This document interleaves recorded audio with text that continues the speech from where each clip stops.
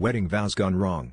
I was halfway through my wedding vows when my maid of honor stood up, lifted her dress sleeve, and showed everyone the fresh, red tattoo on her shoulder, my fiancé's initials, entwined with hers. The room sucked in a collective breath, and for a second, I thought I'd misheard her when she announced they got them together last night, after drinking to love and new beginnings. My fiancé's face went sheet white, and his mouth opened, but nothing came out. My hands shook around the crumpled paper of my vows, and someone in the back let out a nervous laugh, like this was some kind of elaborate prank.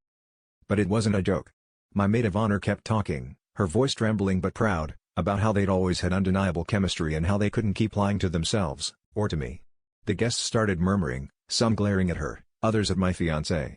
I stared at the tattoo, black ink still angry against her skin, and realized it matched the one peeking from under the cuff of his shirt.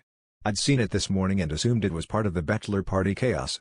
My mother reached for my arm, but I shook her off. I wanted answers, not comfort. My fiancé finally found his voice, stammering apologies, but he kept glancing at her, like he was waiting for her to save him. The officiant tried to regain control, but the ceremony had already exploded, there was no going back.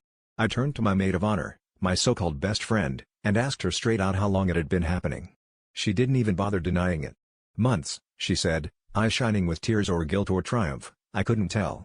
It hit me then that every fight, every late-night text, every time he'd pulled away, was just another thread in this tapestry of lies.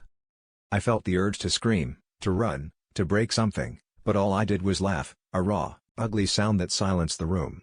Because the truth is, I'd ignored every red flag, desperate to believe in the fairy tale. I'd chosen a man who fit the image of the life I thought I wanted, and a friend who made me feel safe, even as she chipped away at my trust behind my back. The twist? I wasn't angry at them. Not really.